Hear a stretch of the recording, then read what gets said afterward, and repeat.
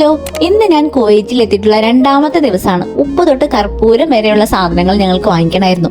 അതുകൊണ്ട് തന്നെ ഇന്ന് ഞങ്ങളൊരു ഷോപ്പിങ്ങിന് പോവാണ് കേട്ടോ. ഉച്ചയായപ്പോൾ ഞങ്ങൾ റൂമിൽ നിന്ന് ഇറങ്ങി ആദ്യം പോയത് എന്റെ ഫോൺ റീചാർജ് ചെയ്യാനാണ്. അത് കഴിഞ്ഞ് ഞങ്ങൾ ഫുഡ് അടിക്കാനാണ് പോയത്. വീട്ടിലൊന്നും ഉണ്ടാക്കിയിട്ടുണ്ടായിരുന്നില്ല, കാരണം സാധനങ്ങളൊന്നും ഇല്ല. ഞങ്ങൾ താമസിക്കുന്ന ബിൽഡിങ്ങിന് അടുത്തായിട്ട് തന്നെ എല്ലാവിധ കടകളും ഉണ്ട് കേട്ടോ. അതുകൊണ്ട് തന്നെ അധികം ദൂരേക്കൊന്നും ഒന്നിനും പോകേണ്ട ആവശ്യമില്ല. അങ്ങനെ ഞങ്ങൾ ഞങ്ങളുടെ അടുത്ത് തന്നെയുള്ള ഒരു റെസ്റ്റോറന്റിലാണ് ബിരിയാണി കഴിക്കാൻ പോയത്.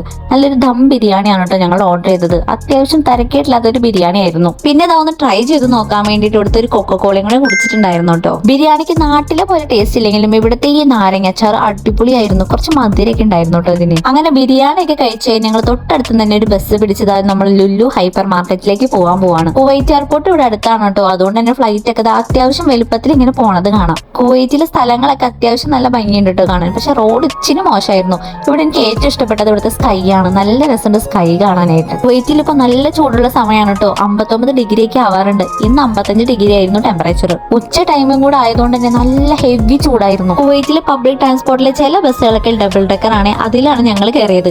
ഫ്രണ്ടിൽ തന്നെ ഇരുന്നോണ്ട് തന്നെ റൈഡിലൊക്കെ പോകുന്ന പോലെയൊക്കെ ഞങ്ങൾക്ക് തോന്നി. ഞങ്ങളിപ്പോ പോകാൻ പോകുന്നത് അൽ റൈലുള്ള ലുലു ഹൈപ്പർ മാർക്കറ്റിലേക്കാണ്. ഇറങ്ങി കുറച്ച് നടന്നിട്ട് വേണം നമുക്ക് ലുലുവിലേക്ക് എത്താൻ.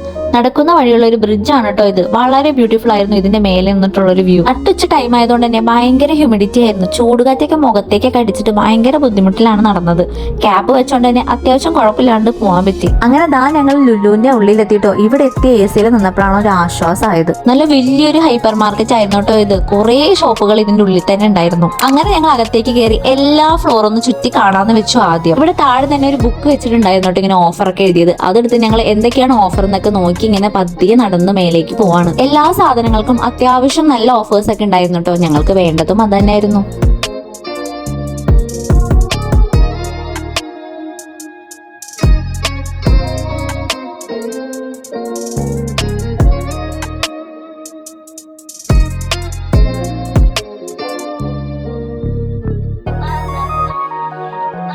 ഇത് കണ്ടില്ലേ, കുറെ അധികം ജുംകാസും ക്ലിപ്പുകളും ഹെയർ ആക്സസറീസും ഓർണമെന്റ്സും എല്ലാം അത്യാവശ്യം നല്ല റേറ്റിലായിരുന്നു ഉണ്ടായിരുന്നത്. അങ്ങനെ ഞങ്ങൾ മെല്ലെ മെല്ലെ ഇതൊക്കെ കണ്ട് അങ്ങനെ നടക്കായിരുന്നു. ഞങ്ങൾ ഉദ്ദേശിക്കുന്ന സാധനങ്ങൾ ഇതല്ലാത്തതുകൊണ്ട് തന്നെ അധികം ഈ സൈഡിലേക്കൊന്നും അങ്ങനെ പോയില്ല. പിന്നെ ഞങ്ങൾ വന്നത് ഇലക്ട്രോണിക് സാധനങ്ങളൊക്കെ ഉള്ള ഒരു സെക്ഷനിലേക്കാണ്.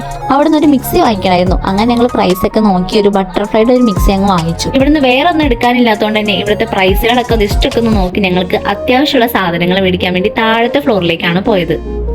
വീട്ടിലേക്ക് ആവശ്യമായിട്ടുള്ള കുറെ അധികം സാധനങ്ങൾ മേടിക്കാനുണ്ടായിരുന്നേ. അത് ഞങ്ങൾ കുറച്ച് ബൾക്കായിട്ട് തന്നെ മേടിച്ചു. ഇനി 2-3 മാസം ഈ വൈരിയിലേക്ക് വരണ്ടല്ലോ എന്ന് വെച്ച്.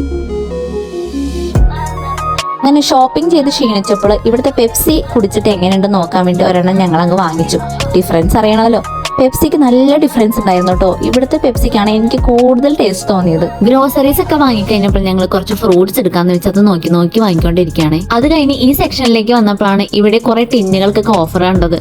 നമ്മൾക്കാണെങ്കിൽ എല്ലാ സാധനങ്ങളും എടുത്ത് വെക്കാൻ ടിന്ന് വേണം. അപ്പൊ ഞങ്ങൾ അതിൽ നിന്നൊക്കെ ഓരോന്ന് വെച്ച് അങ്ങോട്ട് എടുത്തു. എന്തൊക്കെ സാധനങ്ങൾ വേണമെന്ന് ലിസ്റ്റ് ഒന്നും ഇടാത്തതുകൊണ്ട് കൺഫ്യൂഷൻ ആയിരുന്നു. എന്ത് വേണം ഓർത്ത് അങ്ങനെ ഓർത്തെടുത്താണ് ഓരോ സാധനങ്ങളും വാങ്ങിയത്. അങ്ങനെ വലിയൊരു ഷോപ്പിംഗ് കഴിഞ്ഞ് ഞങ്ങള് ബില്ലൊക്കെ പേ ചെയ്ത് ഇറങ്ങാൻ പോവാണ്. വന്നപ്പോ കയ്യും വീശി ബസ്സിന് വന്ന ആൾക്കാർ പോയപ്പോ കൈ നിറയെ സാധനങ്ങളുമായി ടാക്സി വിളിച്ചാണ് കേട്ടോ വീട്ടിലെത്തിയത്. കുവൈറ്റിൽ എനിക്ക് ഏറ്റവും ഇഷ്ടമായത് ഇവിടുത്തെ നൈറ്റ് ലൈഫ് ആണ്. ഫുൾ ഓൺ ലൈറ്റ്സ് ഒക്കെ ആയിരുന്നു. പിന്നെ കേരളത്തിൽ ഇത്ര ലൈറ്റ് ഒന്നും ഇല്ലാത്തതുകൊണ്ടായിരിക്കും എനിക്കിത് അടിപൊളിയായിട്ട് തോന്നിയത്. അപ്പൊ അടുത്ത വീഡിയോയിൽ കാണാം. ബൈ.